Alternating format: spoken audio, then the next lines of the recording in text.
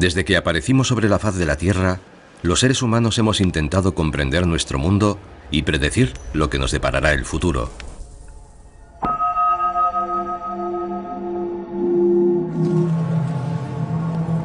Aunque actualmente nuestra vida se ha vuelto más complicada e impredecible que nunca, y la mitad de la población del planeta vive en ciudades masificadas y bulliciosas. Cada día nos depara miles de encuentros, una ingente cantidad de interacciones y fuerzas que parecen escapar a nuestro control. Es difícil entender cómo todo puede estar conectado. Pero cuando nos fijamos más detenidamente en toda esa complejidad, de pronto aparecen sorprendentes patrones.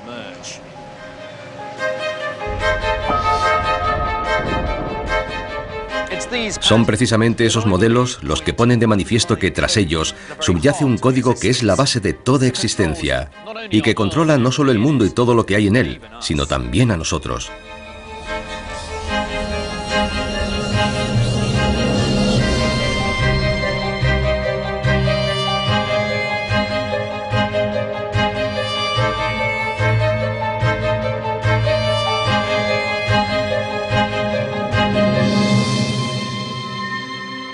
Códigos secretos.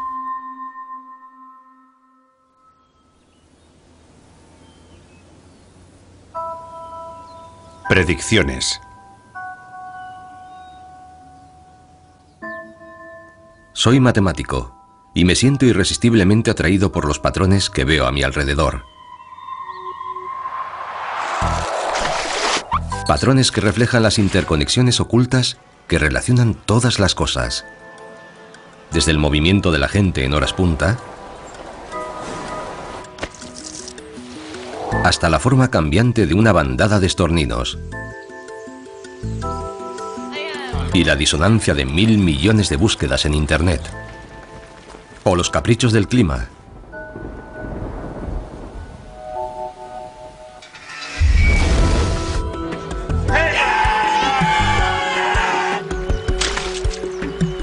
Todos esos patrones y esas conexiones forman el código. Un modelo de nuestro mundo que describe no solamente cómo funciona, sino que además puede predecir qué nos deparará el futuro.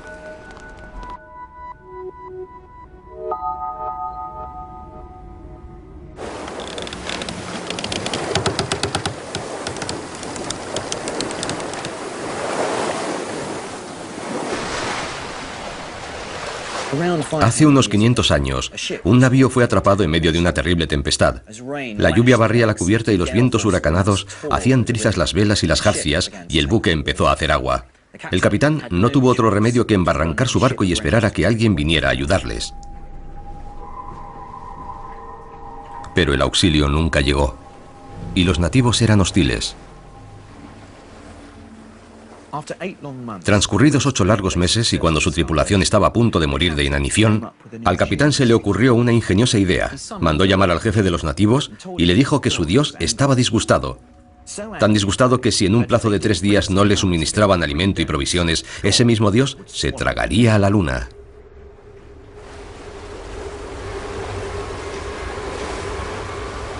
Y claro, como era de esperar, la tercera noche, cuando la luna apareció en el cielo, había comenzado a menguar.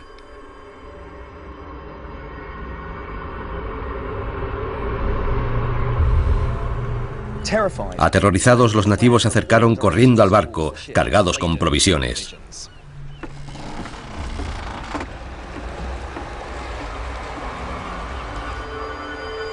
Era el año 1504 y aquel capitán era Cristóbal Colón. Y el motivo por el que aparentemente era capaz de controlar el firmamento a su antojo era que tenía algo como esto. Es una tabla luna y cada uno de estos números señala un eclipse. Hoy es el 15 de junio y aquí dice que dentro de 5 horas a la luna le pasará exactamente lo mismo aquí, en Chipre.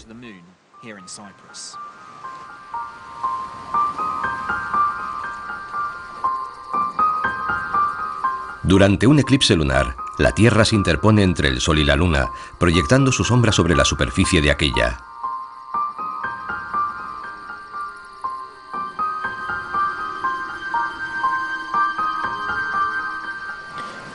Ahí está.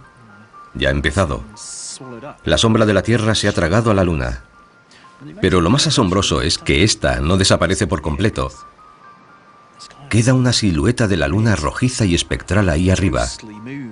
Y eso es porque la luz del Sol está siendo reflejada alrededor de la Tierra. Es sobrecogedor.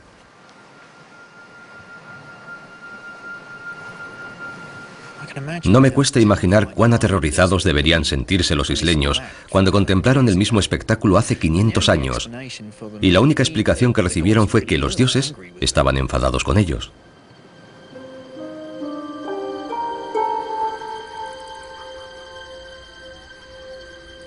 Ahora sabemos que, aunque parezca increíble, el movimiento de los planetas es predecible. Si conocemos el código, podemos reproducir las órbitas que han dibujado en el pasado, y también las que describirán en el futuro, dentro de miles de años.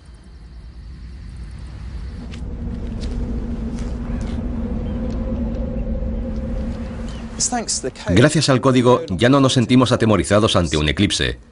De hecho, el código es un elemento tan poderoso que incluso podría confiarle mi propia vida.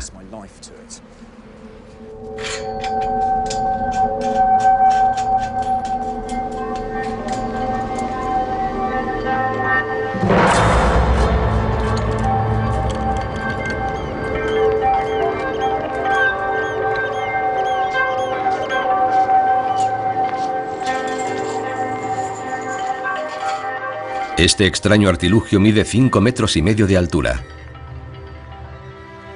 Impulsada por la fuerza de la gravedad, una bola de 30 kilogramos de peso bajará a toda velocidad por esa rampa y será proyectada hacia aquí. En ese momento yo estaré sentado en mitad de su trayectoria.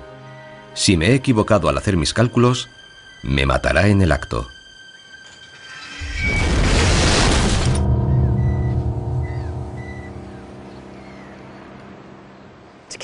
Para poder calcular hasta dónde llegará la bola, necesito saber algunas medidas clave de la rampa.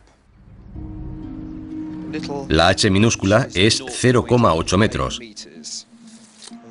El ángulo es de 49,1 grados.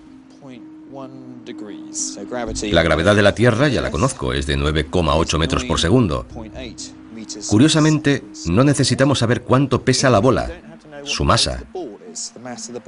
No es importante para saber hasta dónde va a llegar. 2 veces la gravedad por la altura, 5,5, multiplicado por la velocidad y dividido por 49,5, eso me da una distancia de 9,95 metros.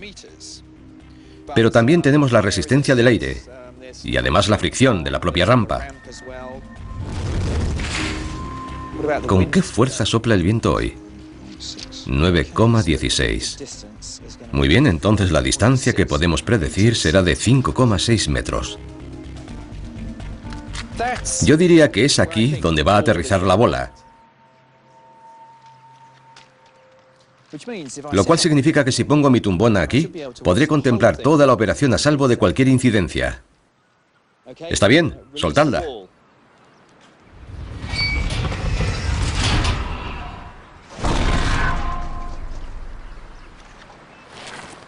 He ahí el poder del código. Y podemos repetirlo una y otra vez. Y los números nos dirán siempre exactamente que la bola va a aterrizar en ese sitio.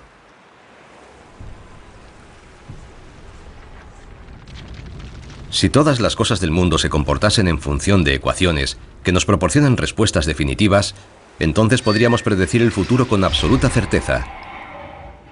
Pero desgraciadamente las cosas no son así.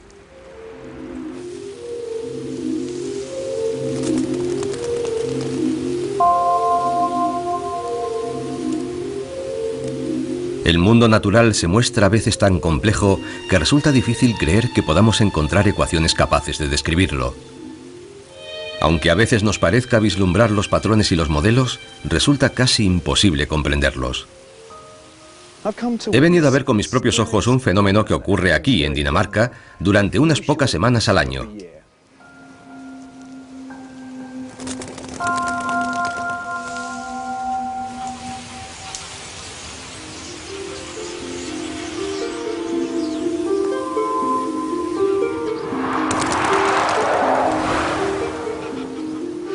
Parece que ya están aquí.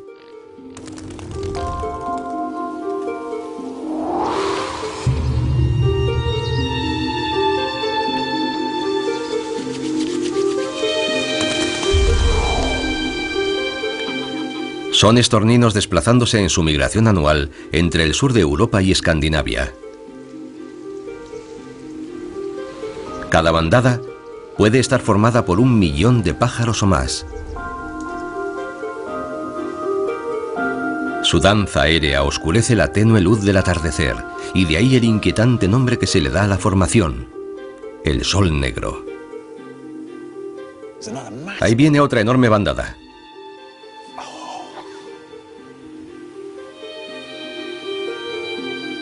Son miles y miles de pájaros. No sabemos a ciencia cierta la razón de su conducta.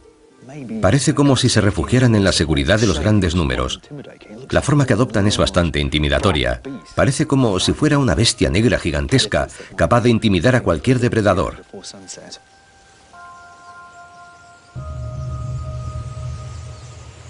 Miren ahí. Es una visión hipnótica.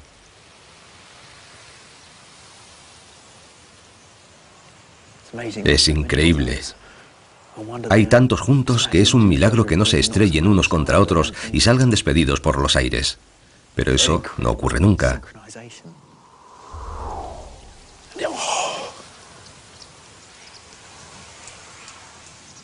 Están perfectamente sincronizados. Uno nunca sabe cuál es el próximo quiebro que van a hacer. Es una proeza. ¿Cómo puede predecir cada pájaro los movimientos de los demás miles que lo rodean?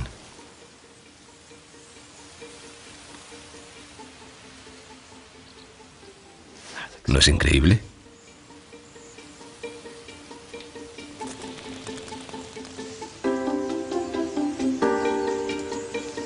Por extraño que les parezca, si pasamos los estorninos a números, podremos recrear un modelo computerizado de lo que está ocurriendo.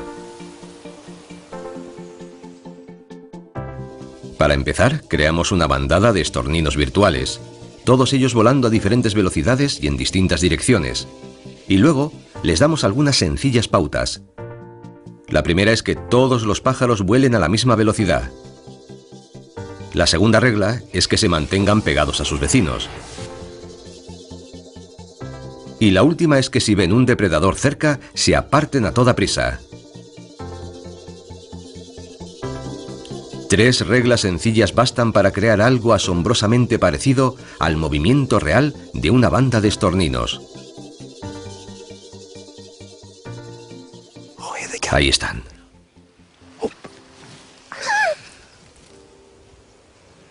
De hecho, una investigación reciente ha demostrado que incluso en una bandada de cientos de miles de aves, cada estornino solo debe preocuparse de estar atento a sus 7 vecinos más próximos.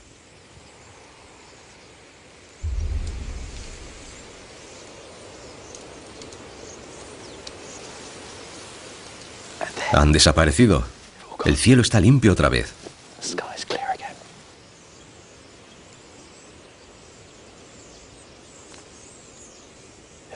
¿Quién hubiera pensado que algo tan extraordinariamente complejo como una bandada de pájaros en vuelo, que cambia de forma constantemente, tuviera su razón de ser en un código tan simple y elegante?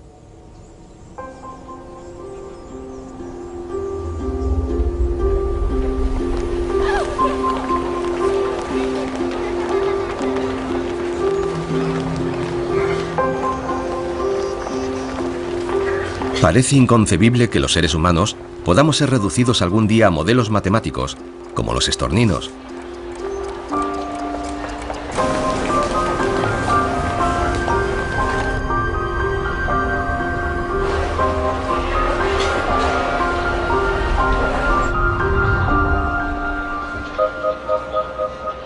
Y Ain Kusin estudia el comportamiento de los animales en grupos, y su investigación ha revelado algunos sorprendentes paralelismos. ¿Cómo puedes siquiera empezar a comprender algo como esta enorme masa de gente? Solo con pararte a mirarles unos segundos, ya te das cuenta de que son innumerables los factores que entran en juego. Comencé mi investigación observando a organismos simples, organismos como las colonias de hormigas y bancos de peces. Cuanto más avanzábamos, más similitudes descubríamos con el comportamiento de los grupos humanos. Pero las personas son muchísimo más complejas que los peces y las hormigas. Así es. Y eso es precisamente lo mejor de todo. El hecho de que cuando vamos caminando por entre la multitud, no vamos pensando, vaya, ¿cómo puedo evitar a esa persona? O tengo que sortear aquel obstáculo. No. Vamos pensando en la cena o en qué estarán haciendo nuestros amigos. A decir verdad, vamos con el piloto automático puesto y nos valemos de reglas de interacción muy simples, del mismo modo que los bancos de peces y las colonias de hormigas. Entonces, ¿hay algo que podamos aprender de las hormigas? Infinidad de cosas. Las hormigas no tienen problemas como los embotellamientos o la aglomeración de individuos porque no son egoístas. Y me temo que nosotros sí lo somos. Solo pensamos en minimizar el tiempo que empleamos en ir de un lado a otro sin pararnos a pensar si lo conseguimos a expensas de otros individuos.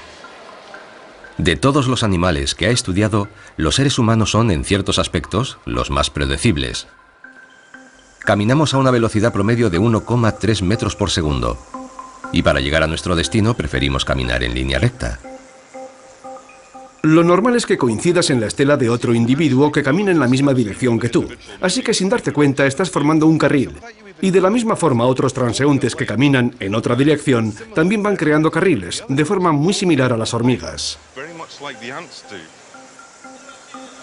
Estos carriles nos sirven para evitar colisiones. Sin embargo, en un gran espacio abierto, como la explanada de la estación Gran Central, es inevitable que los carriles se crucen, lo cual acaba provocando aglomeraciones. Pero si ponemos un obstáculo en medio, como este puesto de información, por ejemplo, en lugar de entorpecer el tránsito lo reordena y se incrementa el flujo a través de la estación hasta en un 13%.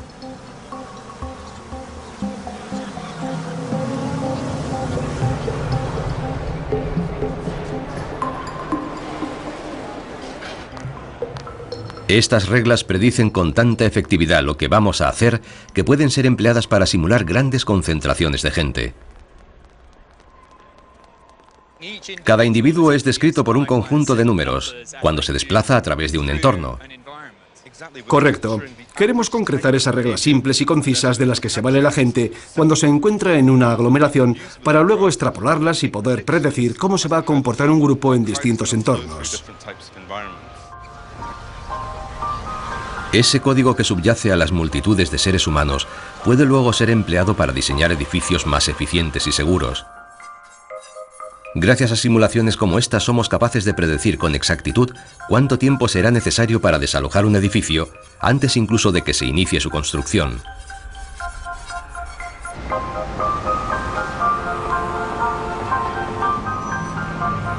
Dentro de una multitud, los humanos somos muy predecibles. Seguimos unas pautas sencillas, sin tan siquiera ser conscientes de ellas. Pero la mayor parte del tiempo no tenemos el piloto automático activado. Y cuando el gentío se dispersa, también se desvanecen las reglas del comportamiento grupal. Somos individuos con voluntad propia e individual, y eso nos hace ser más difícilmente predecibles, o eso queremos creer.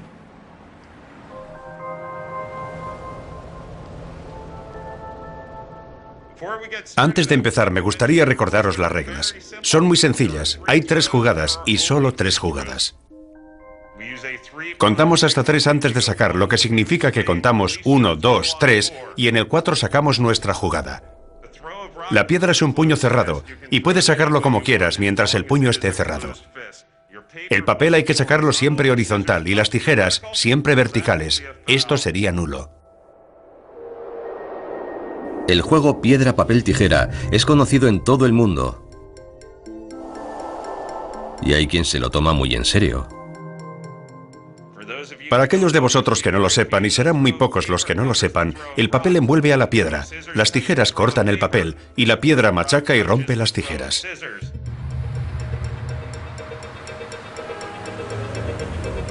En Filadelfia, la Liga de Piedra, Papel, Tijera se reúne 4 veces por semana. Los asistentes compiten para clasificarse para el Campeonato Mundial de Las Vegas, donde el ganador se llevará un premio de $10.000.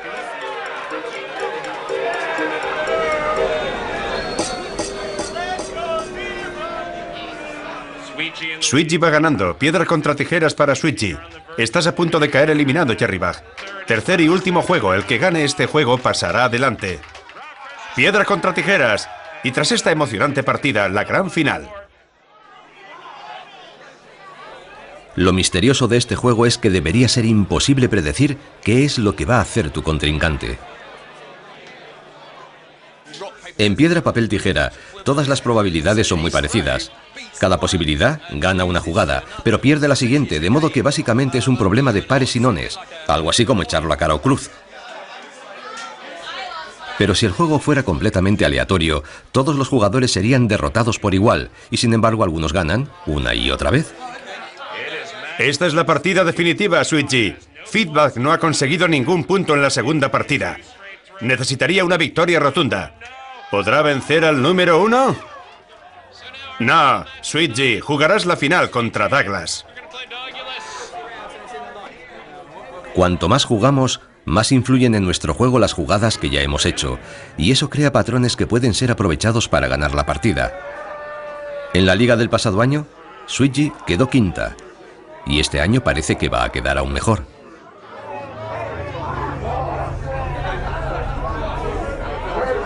¡Listos ya!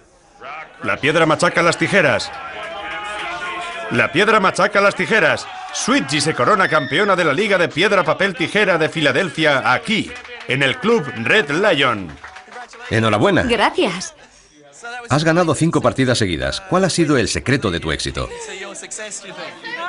Observar a mis adversarios. Detenidamente, ¿verdad? Intento adivinar qué están pensando. Buscas patrones en su comportamiento. Sí, me fijo en lo que hacen tratando de descubrir sus patrones y trato de que ellos no descubran los míos. El juego piedra, papel, tijeras nos muestra una verdad fundamental de la naturaleza de las personas. Somos tan adictos a los patrones que dejamos que impregnen todo aquello que hacemos. Esos mismos patrones son la clave para predecir muchos aspectos de nuestro comportamiento, incluso las partes más oscuras de nuestra naturaleza.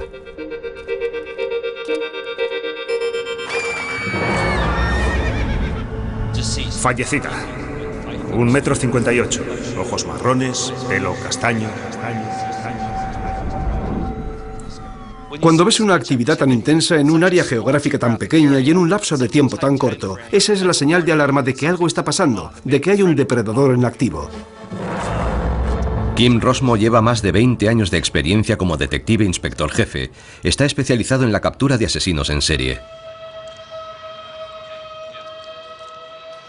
El cadáver de la víctima fue descubierto aquí, en esta esquina, por un policía que vino rápidamente a denunciarlo poco tiempo después de que fuera asesinada.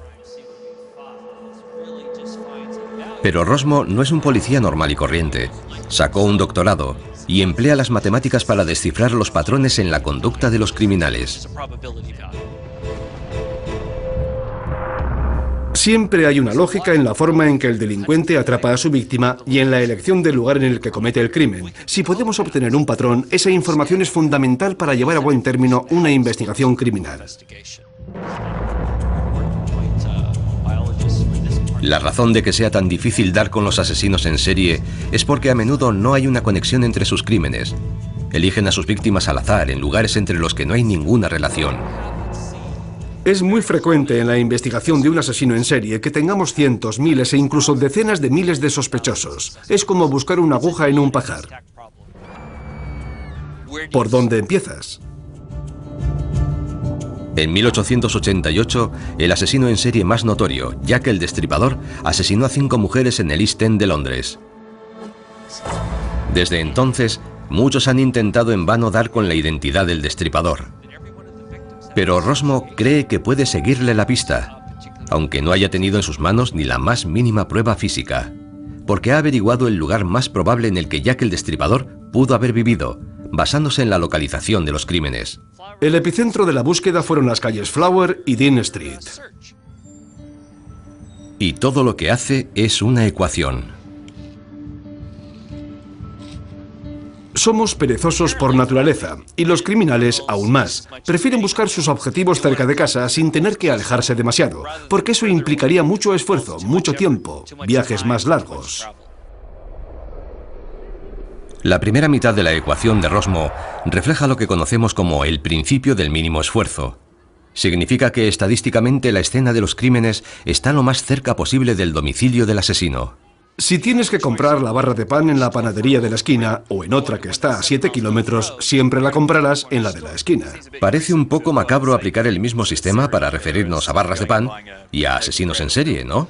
Bueno, en realidad si podemos obviar por un momento la horrible naturaleza de sus crímenes y reconocer que se trata de seres humanos iguales a nosotros, entonces quizá podamos comprender a esos individuos como nos comprendemos a nosotros mismos. La segunda mitad de la ecuación describe algo llamado la zona de transición. Los criminales evitan cometer sus crímenes demasiado cerca de su casa para no llamar la atención. De la interacción de esas dos pautas de comportamiento, deduce Rosmo la localización más probable del criminal. Estos sujetos no solo tienen que conseguir su objetivo y capturar a su víctima, sino que además tienen que evitar ser capturados por la policía y que los testigos los puedan identificar. Hoy día todas las policías del mundo emplean esta técnica, el llamado retrato geográfico.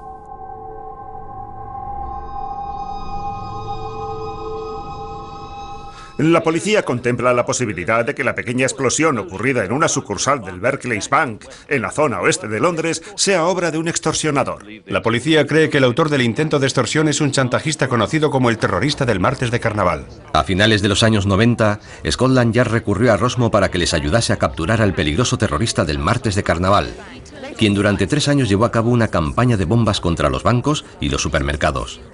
Un joven de 17 años se encuentra en el hospital por las heridas producidas por la explosión que ha tenido lugar en el supermercado Sainsbury's al sur de Londres. La policía ha advertido a la población para que se mantenga alerta. Lo único que pueden hacer es esperar a ver cuál es la próxima acción del terrorista del martes de carnaval.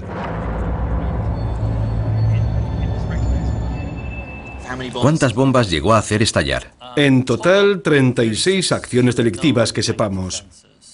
Como puedes ver, van desde el norte de Cambridge hasta el estrecho de Dover, la mayor parte de ellas en el Gran Londres. ¿Este mapa recoge todas las localizaciones en que estallaron las bombas?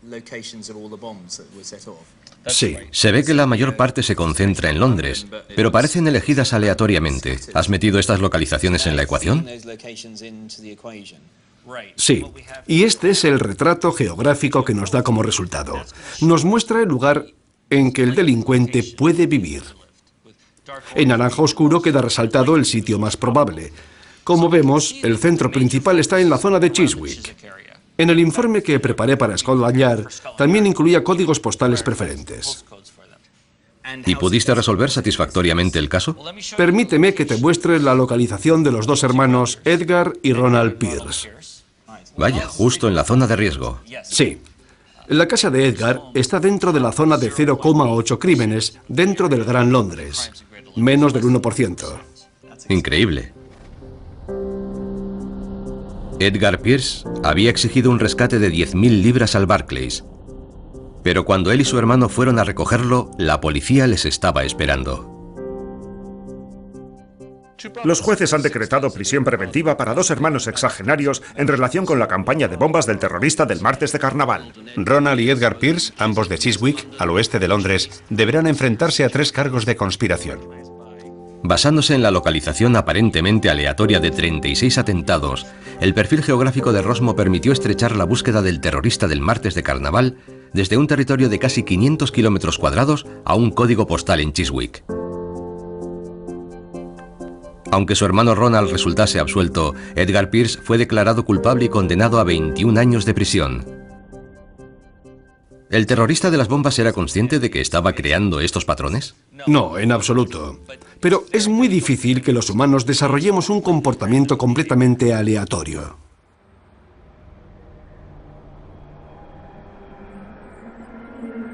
Muy pocos de nosotros nos damos cuenta de los patrones que dejamos atrás. Desde el modo en que nos movemos entre la gente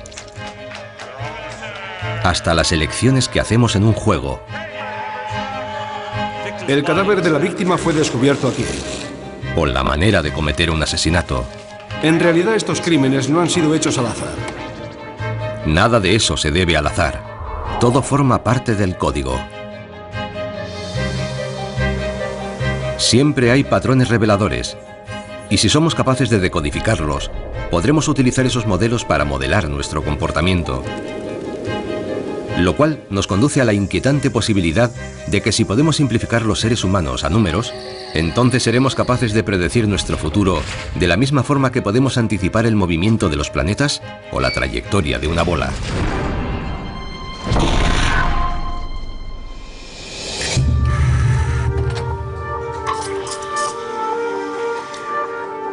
Pero el curso de nuestras vidas nunca se mantiene perfectamente estable y el futuro rara vez nos depara exactamente lo que habíamos planeado. Tengo una idea bastante clara de lo que haré mañana e incluso de lo que voy a hacer la semana que viene, pero a medida que las semanas se convierten en meses y los meses en años, nuestro futuro se torna cada vez más incierto. Cada decisión que tomamos, cada nueva situación con que nos encontramos, cada persona que conocemos, todo ello hace que nuestras vidas tomen un rumbo diferente. La corriente se lleva los palitos río abajo, pero no hay forma de predecir con certeza cuál será su destino. Yo podría atreverme a pronosticar dónde estará uno de esos palitos dentro de 2 minutos, pero ¿y dentro de 2 horas y de 2 días? Cuando se convierten en años, nuestro futuro se vuelve más incierto. A veces la vida nos parece tan impredecible que podríamos pensar que depende enteramente del azar. Pero el azar no tiene nada que ver. Es solo una secuencia de causa y efecto, un accidente inesperado. Oh, lo siento. Un pequeño retraso, un autobús perdido, una promesa rota.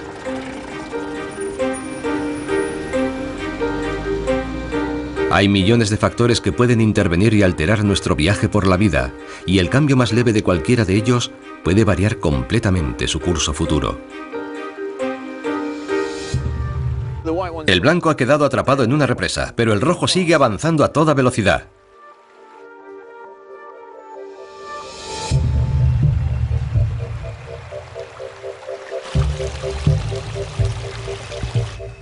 Este es un buen lugar para poner la meta.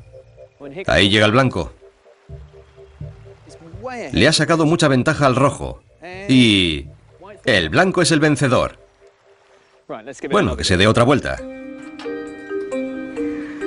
La verdad es que nuestras vidas están regidas por el más extraño de los códigos, el código del caos. Nuestras vidas no son aleatorias, son caóticas. Están formadas por una tupida telaraña de causas y efectos, en la que los momentos más insignificantes pueden convertirse en un instante en sucesos que cambian nuestras vidas para siempre. Cualquier diferencia, por pequeña que sea, puede alterar enormemente el resultado final. Precisamente esa gran sensibilidad al más mínimo de los cambios es una de las características principales del caos.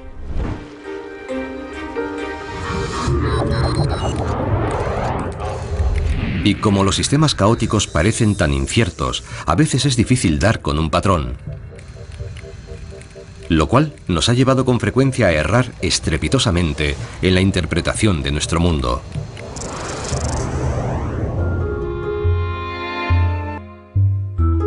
Estos son lemmings. Sabemos que son animales estúpidos, temerarios y suicidas. La misma palabra lemming se ha convertido en sinónimo de todo ello. El problema es que nada de eso es cierto. Hasta hace muy poco, la leyenda del comportamiento suicida de los lemmings era la única explicación aceptada para justificar por qué un año el Ártico parece estar lleno de ellos y al año siguiente prácticamente vacío. Nadie sospechaba que la asombrosa fluctuación en el número de lemmings no tenía nada que ver con el suicidio en masa. La razón es el caos. Y en el centro de todo ello se halla una sencilla ecuación. Si quisiéramos saber cuántos lemmings habrá el año próximo, lo que tendríamos que hacer es coger la población de este año, P, y multiplicarla por la tasa de crecimiento R. Pero no todos los lemmings sobrevivirán, de modo que una pequeña parte de la ecuación tendrá que contemplar cuántos lemmings morirán durante este año. Y eso es R por P. O sea que podemos reescribir la ecuación como la tasa de crecimiento R multiplicada por P y multiplicada por 1 menos P. Esta ecuación no es específica de los lemmings, sino que puede aplicarse a cualquier población animal. Y lo más interesante de ella es este número R, la tasa de crecimiento. Porque cuando damos diferentes valores a R, obtenemos crecimientos poblacionales muy diferentes. La tasa de crecimiento determina la velocidad a la que se expande una población. Para la mayoría de los mamíferos suele estar por debajo de 2. Para una tasa de crecimiento de ese orden, la ecuación predice que la población crecerá a un ritmo constante hasta que se estabilice en un valor fijo. Pero resulta que los lemmings son algunos de los mamíferos que más rápidamente se reproducen de todo el planeta. Supongamos que R es igual a 3,1. Entonces los lemmings nunca se estabilizarían, estarían siempre oscilando entre dos valores distintos. Ahora la población sería alta y luego baja y de nuevo alta y otra vez baja. Pero si la tasa de crecimiento alcanza un valor superior a 3,57, entonces ocurre algo totalmente inesperado. En vez de estabilizarse en un valor fijo o fluctuar entre dos valores, su población se sume en el caos. Un año se convierte en una plaga de proporciones bíblicas y al siguiente se desploma casi hasta la extinción. Resulta casi imposible predecir cuántos lemmings habrá. La verdad es que parece que todo esto no responde a ningún patrón. Y por supuesto eso mismo es lo que observamos en la realidad. Súbitos incrementos y disminuciones impredecibles de la población de lemmings. Los lemmings son de las pocas criaturas en la Tierra que se reproducen con tanta rapidez que su tasa de crecimiento a veces llega a superar el momento crítico de inflexión. Es un fenómeno tan sorprendente que el suicidio en masa podría parecer una respuesta plausible. Pero la verdadera explicación la encontramos en el código, en esta ecuación.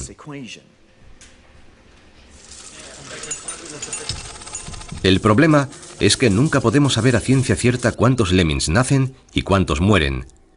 Y el caso es que la más mínima variación de la tasa de crecimiento R produce una respuesta radicalmente distinta. Y eso es verdad para todas las ecuaciones que definen el caos. Aunque nos sirven para explicar algunas cosas, son prácticamente inútiles para predecir el futuro.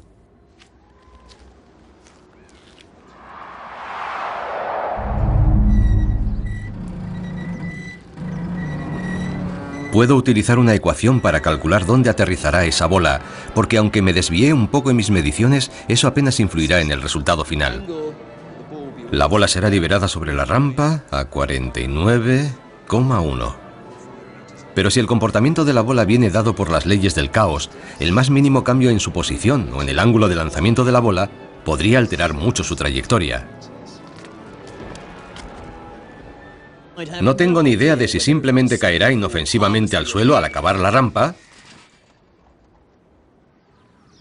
o si saldrá despedida hacia el espacio.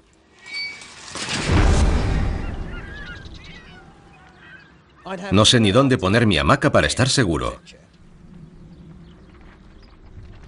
Resulta que buena parte del mundo es caótico, lo que lo convierte en casi imposible de predecir, pero eso no impide que lo sigamos intentando.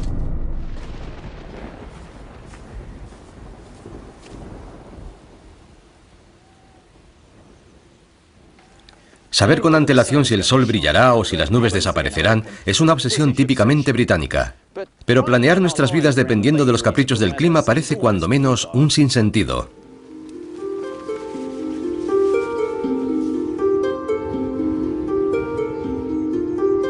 Pese a que disponemos de ecuaciones que pueden describir cómo las masas de aire chocan e interactúan para crear las nubes, el viento y la lluvia, no nos son de mucha utilidad a la hora de hacer las predicciones.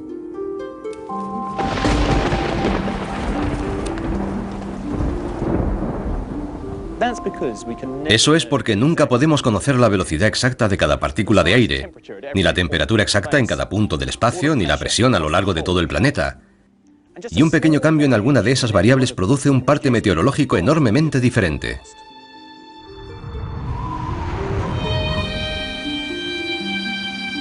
Este es el mapa del tiempo en este momento. Las líneas azules representan frentes fríos y las rojas frentes templados. Para elaborar un pronóstico lo que hacemos es coger las ecuaciones matemáticas del clima y crear un modelo. Como es imposible conocer las condiciones atmosféricas precisas en todo momento, lo que hacemos es coger el mayor número de datos e introducir ligeras variaciones en ellos, y vamos repitiendo el modelo una y otra vez. Y lo que obtenemos son nuevas predicciones acordes con esas ligeras variaciones. Aquí puedes ver que en el pronóstico para mañana, las predicciones son prácticamente iguales. Tenemos un montón de líneas azules juntas que vaticinan un frente frío, y aquí un montón de líneas rojas que forman un frente templado. Pero miren lo que ocurre cuando intentamos mirar un poco más allá, a 2 días o a 3 días. Las predicciones comienzan a disgregarse. Todavía se puede percibir algún patrón en el tiempo, pero si nos vamos a dentro de una semana, no podría ni siquiera aventurar una conjetura sobre el tiempo que va a hacer. Hay líneas azules y rojas por todas partes. Un pronóstico dice que va a hacer calor, otro que va a hacer frío. Y si nos vamos a 10 días vista, parece un plato de espagueti revuelto. No hay forma humana de hacer una predicción del tiempo con tanta anticipación. Por eso el hombre del tiempo puede equivocarse estrepitosamente con unos días de plazo.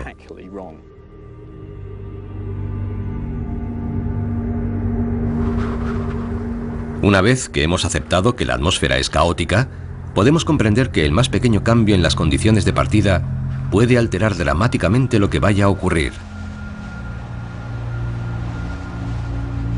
El movimiento de una sola molécula de aire puede ampliarse en el tiempo y provocar un efecto gigantesco en el tiempo atmosférico como sistema.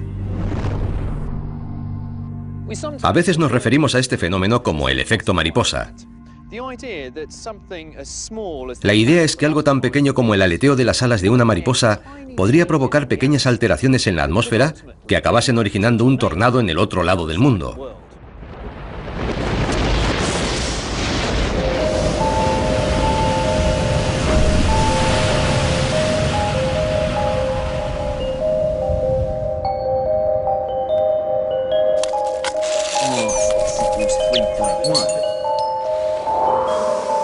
Cuando actuamos como un grupo, nuestros patrones de conducta son increíblemente predecibles.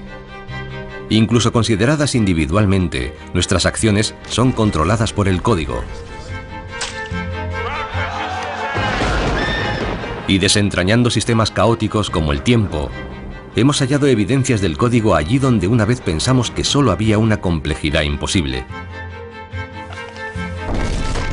Cuando miramos a las cosas desde un ángulo diferente, sorprendentemente los patrones surgen. Patrones que pueden revelar las verdades definitivas sobre nosotros y sobre nuestro futuro.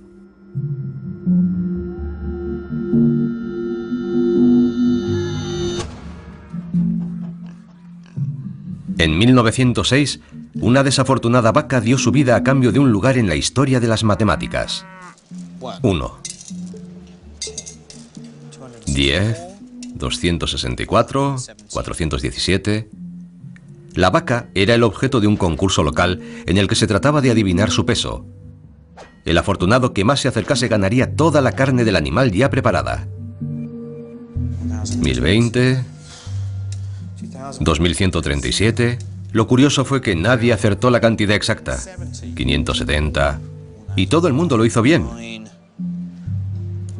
4510. Para explicarle cómo lo hicieron no voy a usar una vaca, sino un tarro de gominolas.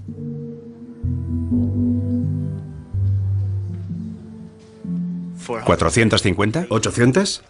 12.000. 7.000. ¿Cuántas gominolas cree que puede haber en este tarro? 50 o... Bueno, 80.000. ¿80.000? No, 50.000. 50.000, bien, de acuerdo.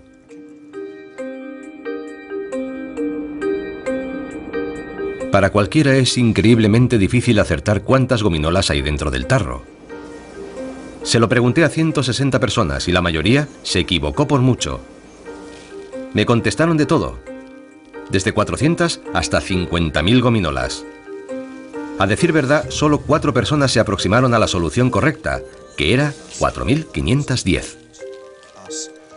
Más 1.500, más 3.217, más 83... Pero si sumo todas las respuestas y saco la media, obtendré la predicción combinada de todo el grupo. Más 3, más 853, más 1.000, más 5.000... Lo cual me da un total absoluto de... Vamos a ver... 722.383,5. Vaya, alguien ha pensado que había media gominola aquí dentro. Bueno, ya he sumado las 160 predicciones individuales. Veamos ahora si colectivamente han estado cerca de la solución. Es increíble. ¿Recuerdan que había 4.510? Pues si cogemos todas las predicciones y sacamos la media, nos da 4.515. Pensaba que se aproximaría, sí, pero no que estaría tan cerca. Es increíble. Aunque haya habido pronósticos de todo tipo, desde más allá de 30.000 hasta apenas 400, considerados en conjunto obtenemos una respuesta que solo se aleja un 0,1% del número real de gominolas que hay dentro del tarro. De manera que individualmente nuestras predicciones son solamente eso, predicciones, pero cuando consideramos el grupo, entonces se convierten en algo totalmente diferente. 5.000. 1.450. 9.200. Lo que ocurre es que más o menos los que sobreestiman el número de gominolas lo hacen en la misma cantidad que los que la subestiman. 1.763. 6.000. Hay unos pocos que se alejan mucho de la respuesta, pero eso no importa. Si reúnes una muestra de gente suficiente, los errores se anulan unos a otros. 1.000. 1.203. 700. La precisión del grupo es mucho mayor que la de los individuos. Es lo que se llama la sabiduría del grupo. 160 personas conforman una herramienta poderosa capaz de calcular cuántas gominolas contiene el tarro. Imaginen lo que podríamos hacer con un grupo de millones de personas. Pues así es exactamente cómo trabajan aquí, en Google. Con acceso a más de 2.000 millones de búsquedas web diarias, Google ha encontrado una manera de acceder a la sabiduría del grupo más grande del mundo. Y al hacerlo, han conseguido desvelar las fuerzas que controlan nuestras vidas y aprovecharlas para hacer predicciones sobre nosotros mismos.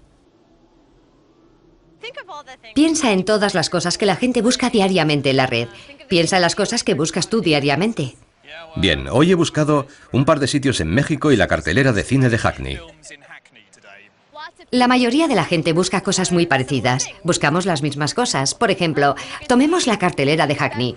Buscamos los datos de esa búsqueda durante los últimos 3 años y podemos deducir los patrones de esa búsqueda. En Google, tienen el presentimiento de que valiéndose de nuestras búsquedas, pueden hacer predicciones sobre nuestras vidas. Ahora están intentando comprobar si pueden relacionar los patrones de algunas búsquedas determinadas con sucesos concretos del mundo real. Para empezar, intentaron predecir los brotes de la gripe común. La gripe muestra un patrón estacional claro. Y como se repite anualmente durante muchos años, podemos coger esa tendencia y ver qué claves de búsqueda encajan con ese patrón. Y así construimos una base de datos que contenía más de 50 millones de términos de búsqueda diferentes. ¿50 millones? Sí, Vaya. pero no solo incluimos cosas relacionadas directamente con la gripe, también incluimos cosas como Britney Spears o metimos todo lo que la gente buscaba en aquel momento. Y cuando Google analizó los datos de los últimos 5 años, observó que había unos términos de búsqueda concretos cuya popularidad coincidía exactamente con los patrones de la gripe.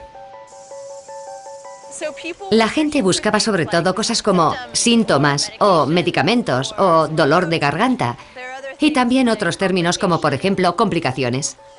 ¿Quieres decir que el número de búsquedas de términos relacionados con la gripe refleja fielmente la incidencia de la gripe en la población? Sí, es un indicador muy exacto de la actividad de la gripe, basándonos solo en la cantidad de gente que busca los mismos términos. Descubrirlo fue una asombrosa sorpresa.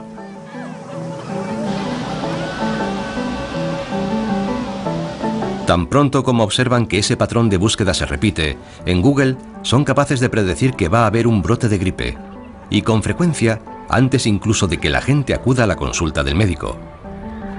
Esa es otra muestra del extraordinario poder del código. Pero no es más que la punta del iceberg. Las búsquedas que hacemos en la red pueden ser utilizadas también para predecir a dónde iremos de vacaciones y qué modelo de coche vamos a comprar o a quién vamos a votar. Y todo ello antes incluso de que lo sepamos nosotros mismos. Ya ha sido posible predecir la tendencia de la bolsa a partir del número de palabras negativas empleadas en Twitter. Y el análisis de esas enormes cantidades de datos no solo nos permite hacer predicciones, también nos revela algo fundamental sobre nosotros mismos.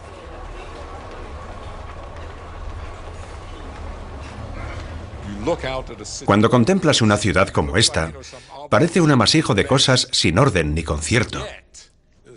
Pero una ciudad se compone de gente, no de edificios y calles. Esos solo son el escenario sobre el que los verdaderos actores representan la historia de la civilización.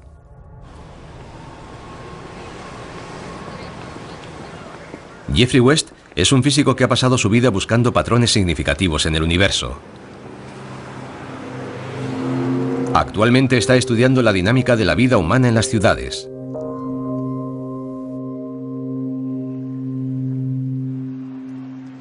Como ves, disponemos de toda clase de infraestructuras. Algunas son evidentes, como las carreteras, las redes eléctricas y el alcantarillado. Forman una red extraordinaria sobre la que se sustenta la ciudad de Nueva York. Pero cuando la miro desde la perspectiva del físico, tengo la impresión de que detrás de todo lo que vemos hay un código oculto. West acumula datos sobre las ciudades de todo el mundo y basándose en los patrones que ha encontrado, puede deducir que para una población determinada, sea cual sea su tamaño, es posible predecir la cantidad de calles, cableado eléctrico o edificios de oficinas que va a necesitar.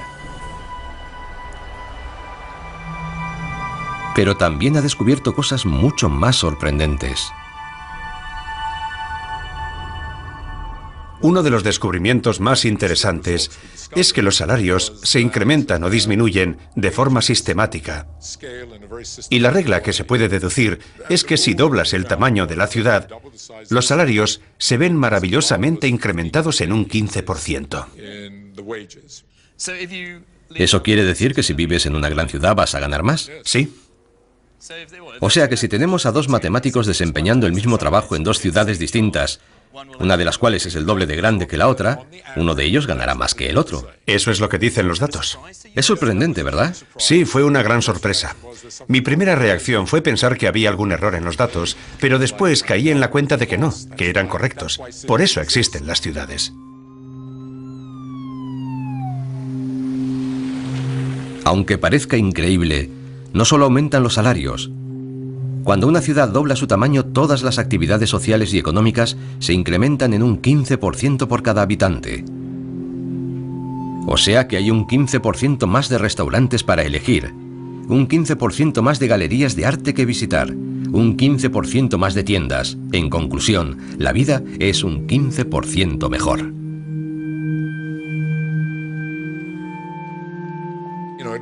Es algo asombroso.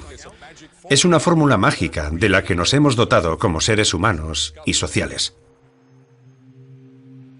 Ese 15% extra es lo que, en mi opinión, atrae a la gente a las ciudades y explica por qué tradicionalmente se ha producido esa migración continua desde el campo a las ciudades. Y a un nivel más profundo, creo que es la razón que guía a nuestra civilización. Según afirma West, la raza humana posee una cifra suprema. Es ese 15% extra, o 1,15. En su opinión, es la fuerza motora más importante de la humanidad. Ese número, 1,15, predice nuestro futuro.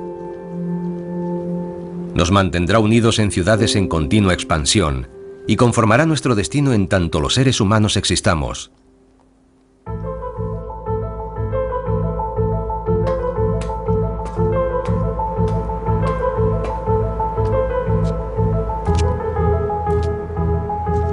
Hace 500 años, algunos de nuestros congéneres, al ver un eclipse, creyeron que era obra de un dios enfurecido. Pero al sacar a la luz el lenguaje del código, hemos descubierto que los aparentes misterios del mundo pueden ser explicados sin invocar a lo sobrenatural. Para mí eso es lo importante. El hecho de que a pesar de la enorme complejidad del mundo en el que vivimos, al final todo puede ser explicado mediante los números. De la misma forma que la órbita de los planetas, la vida también sigue un patrón. Y todo puede ser reducido a la relación causa y efecto. Y es que incluso el cara o cruz de una moneda está determinado por la velocidad a la que gira y el tiempo que transcurre hasta que cae al suelo. El máximo símbolo del azar resulta no serlo tanto. Solo aparenta serlo. Cuando no entendemos el código, la única forma de dar sentido a nuestro mundo es inventarnos historias. Pero la verdad es mucho más sorprendente. Las matemáticas están detrás de todo. Cuando eliminamos todo lo superfluo, lo que queda es el código.